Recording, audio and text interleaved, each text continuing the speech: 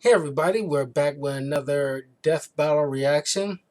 Because I just did a spoiler review on Black Adam, which you can check out on my YouTube channel, youtube.com/talkativecarl. You already know the movie will have the Justice Society of America in it. One of the members being the founder, Dr. Fate. Uh, so fly on my face. Dr. Fate, which I just like, okay, after this, I gotta check out the Death Battle video, Doctor Strange versus Doctor Fate. Now, I personally love all things mystical and magical when it comes to like comics or just pop culture in general. I love Doctor Strange. I love Constantine, Zatanna, Doctor Fate, which I kind of feel like after uh, the first Doctor Strange movie, you'll think DC would try to start like chucking out Doctor Fate, which he existed before Doctor Strange was ever created, and B, he's supposed to be like the DC universe's, social supreme in a way. So it's kind of like after the first Doctor Strange movie, you'll think like, okay, we got to get our Doctor. We already got our Doctor Strange. We got Doctor Fate, and like we need to, get him out, show him how cool he is, and blah blah blah. They did none of that. But dollars to donuts, I bet you currently, right now, as I'm speaking, as of October 24th from 9:03 p.m., DC is, like calling up a bunch of writers right now. Like, we need some Doctor Fate out there on the stands right away. Give me some Doctor Strange and Doctor Fate. And I bet you it's like, let's say like 10 of those writers will be working on it, and only half of it will be any good because not all of them gonna want to write a Doctor Fate story because they probably don't have any Doctor Fate stories. This is like a mandate, and it's gonna be piss poor. And it's like they should be doing it when like I said a long time ago. But somebody should be more focused on other DC characters rather than just Batman related stuff, which I already aired my grievances multiple times. If you've been following me for a very long time, it's called the DC universe, not the Batman universe. There's more characters outside Batman's inner circle. And like Dr. Fate is an awesome character. I just wish there was like a lot more comics, especially after the post-crisis. There should be a whole lot more comics. But anyway, I digress. So let's check out the video and get to watch it.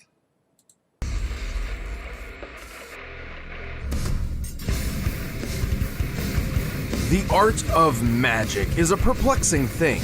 Only those with the right knowledge, talent, and willpower can truly claim to be the most powerful wizards of all.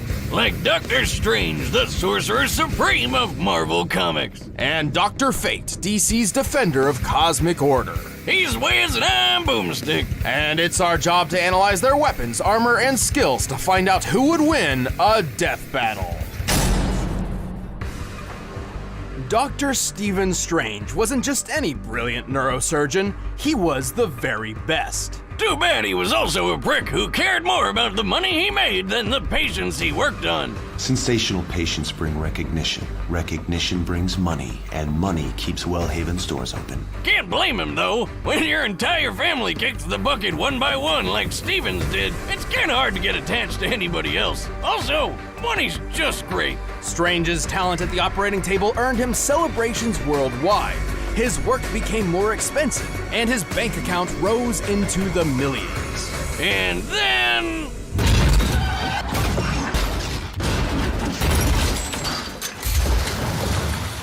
Don't text and drive, kids. Strange survived, but his hands got terrible nerve damage, making them useless for complex tasks like, surgery. Pretty inconvenient. To find a cure, Strange spent his entire fortune and traveled the globe until he found the Ancient One.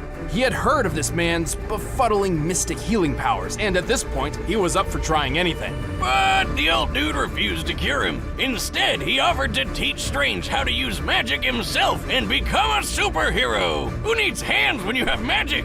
Through his training, Strange discovered many secrets of the universe, along with plenty of handy spells. He has learned so many charms, jinxes, enchantments, conjurations. Divine Invocation. Bolts of Bolthak. I know it sounds like ball sack, but Bolthak. Crimson Bands of Sitarak. The primary... Oh yeah, there's a lot of things I remember, like Darkness of the Divine Conduit, Flames of the Faultine, Rings of Ragnador, Shades of the Seraphim, 7 Rings of Ragnador. There's like a lot of wands, X's winds and of Watun, incantations that it would be Vapes of impossible to Voltun. list them all now, but he certainly has his favorites. Like the nearly unbreakable bands of Sitarak. Unless you're super strong like the Hulk or Thanos, no way you're snapping these chains. He can surround foes in everlasting fire with the flames of Faltine, launch energy shots called the bolts of Balthak, You hear say ballsack? knock out foes with the mists of Morpheus, and shield himself using the 7 rings of Ragador. Who the hell came up with these spell names? Whatever happened to plain old abracadabra? Everybody loves that one. Other techniques of his include illusions, hypnotism, protective force fields, telekinesis, immortality, time manipulation, power stealing, teleportation, dimensional travel, transmutation, spell nullification. And he can turn himself into a ghost! Ooh. That's his astral form, a projection of Strange's soul separate from his body, which defies the laws of physics. Look, Wiz, he can go through walls and fly around.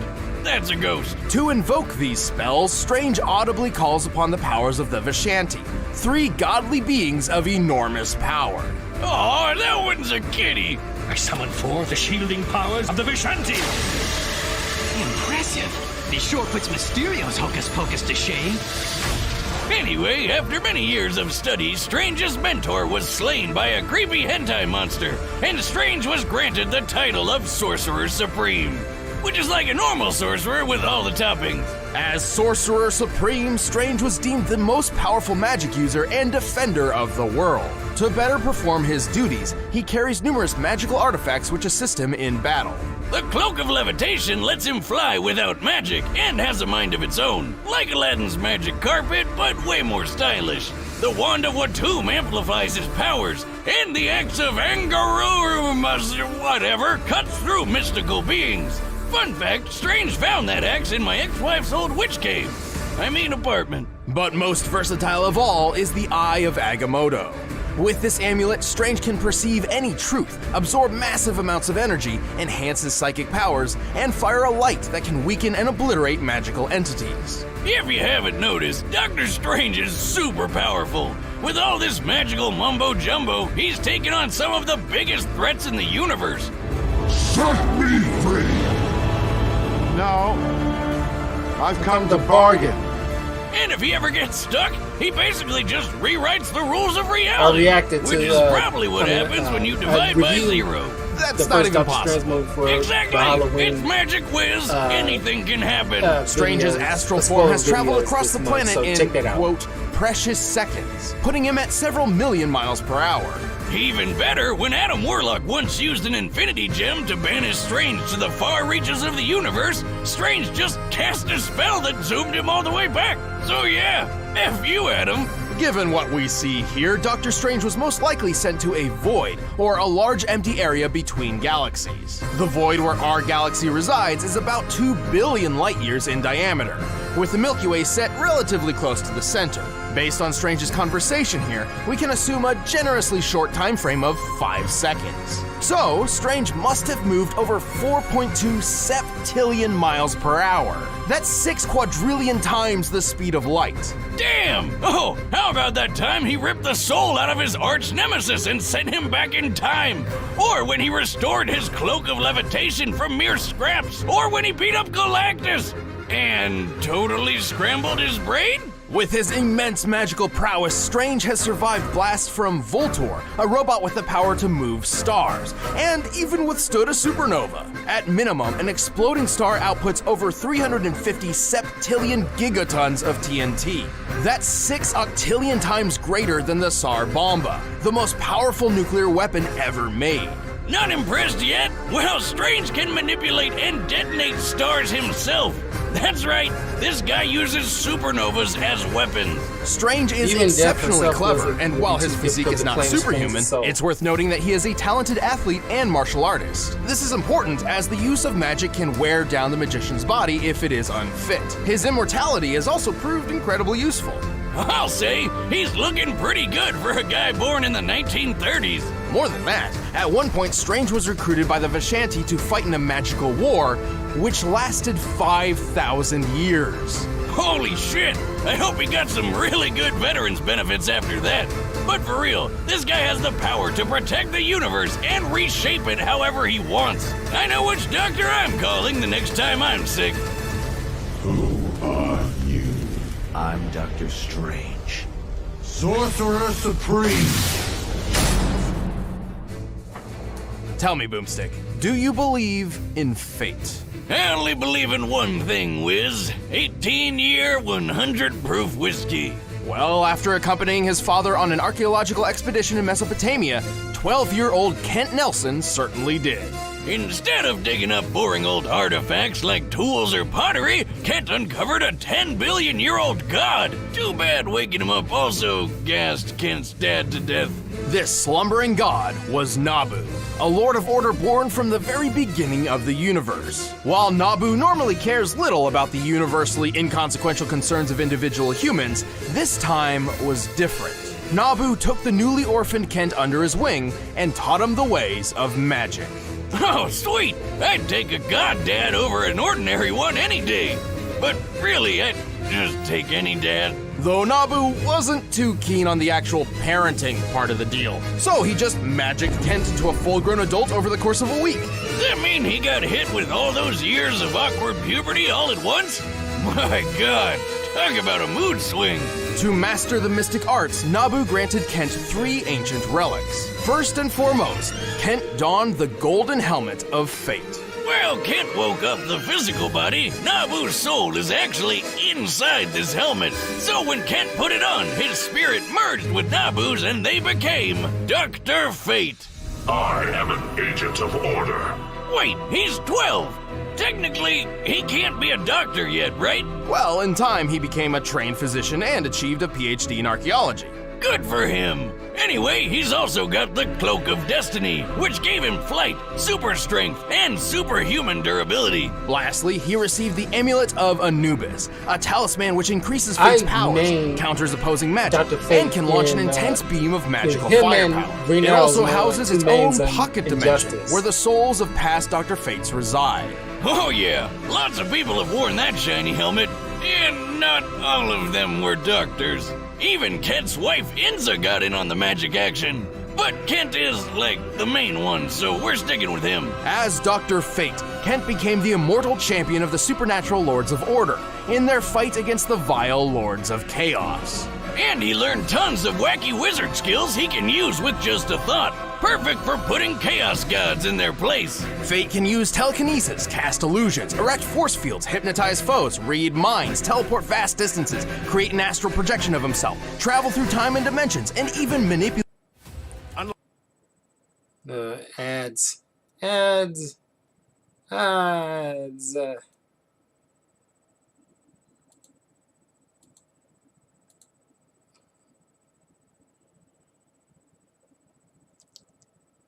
Okay, 3, 2, 1. Killer level.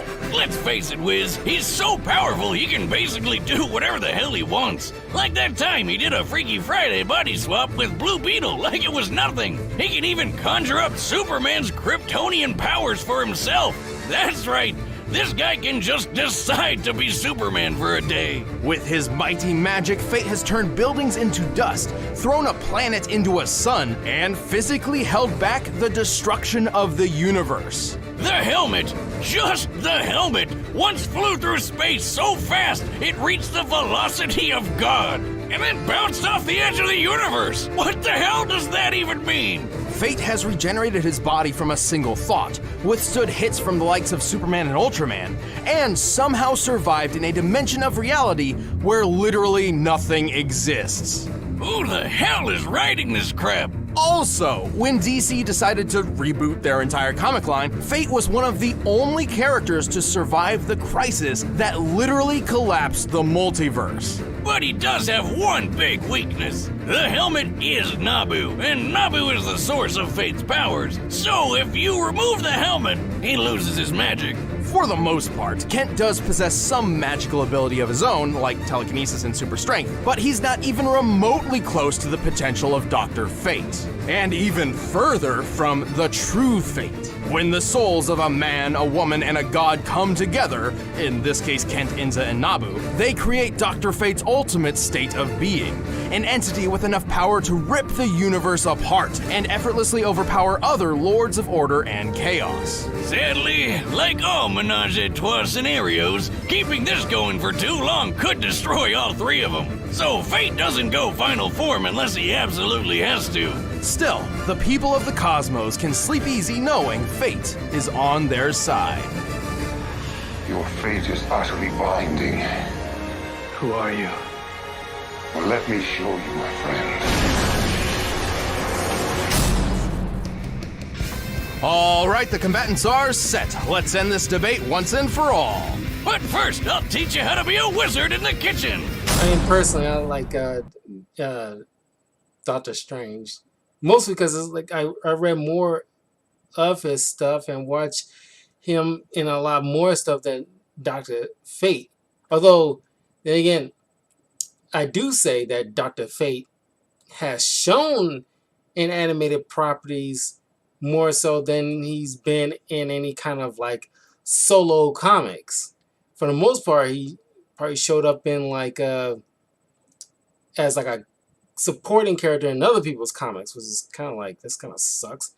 He's supposed to be like I said, like DC's Sorcerer Supreme, and he, you know, I looked it up. He only probably had a good handful of comics on his own right.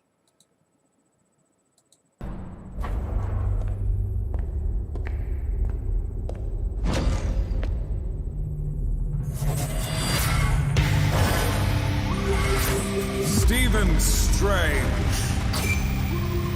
It has come to my attention that there are two Sorcerer Supremes in this existence. I am here to resolve this embarrassment. I see somebody needs a lesson in manners.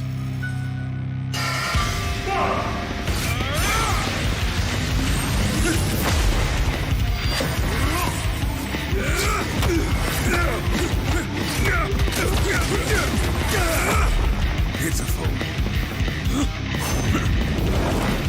Taste the flames of the poutine! How's that for embarrassment? Fool, you are merely a doctor. I am a god.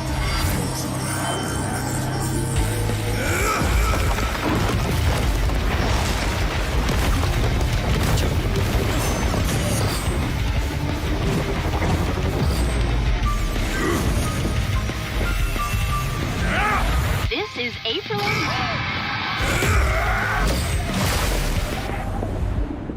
This going through dimensions.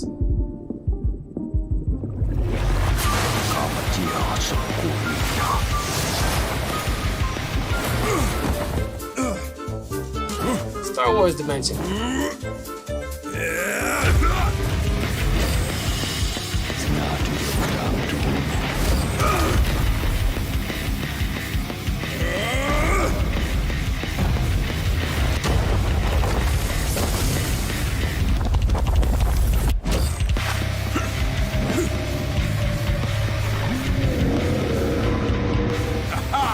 I understand your power now.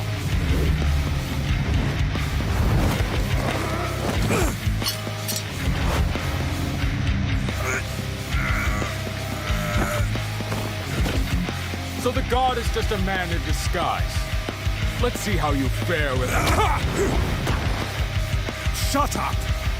Oster, grant me the Crimson Badge, the Cinnerack! A friend once told me the helmet doesn't make the man.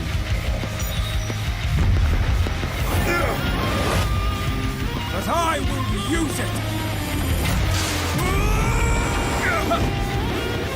Witness your true fate!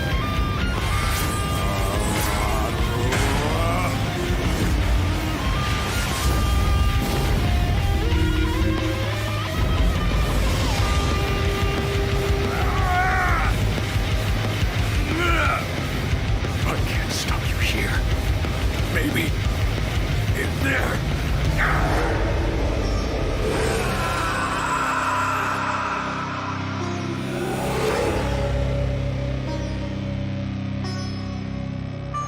By the hoary hosts of August. Where am I? Doctor Strange, welcome to our home.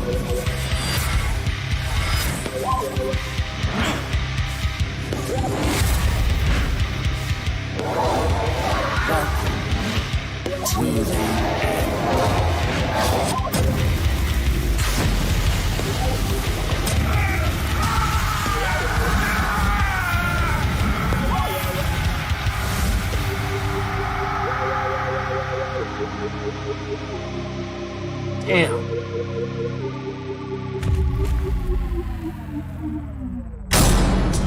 Damn.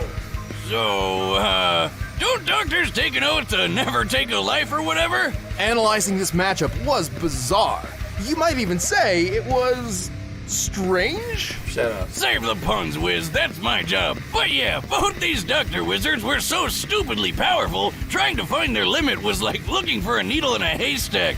But nobody remembered to put the needle there in the first place. With their maximum potential seemingly unmeasurable, it's easy to make an argument for either one to win. If given the chance, Strange could have certainly, say, stolen Fate's powers, or maybe even just willed him out of existence. I bet plenty of Strange fans are letting us know how in the comments below. And that's fine, but Death Battle looks at the larger picture to find the most likely outcome of them all, and Fate simply held the advantage on a grander scale. Strange may have fought a 5,000-year war, but Nabu's been around since the beginning of the universe. Over 10 billion years. He definitely had way more experience. Fate also had the advantage of casting the majority of his spells non-verbally, while many of Strange's required specific hand movements and incantations. Still, it was only a matter of time until the Eye of Agamotto informed Strange of Fate's one weakness. Depowering him wasn't as easy as you'd think. He had his own magic, and his superhuman strength was something Strange didn't have at all. Basically, anything Strange could do, Fate could do too. But even more. Remember how Strange cast a spell which moved him 6 quadrillion times the speed of light? Yep!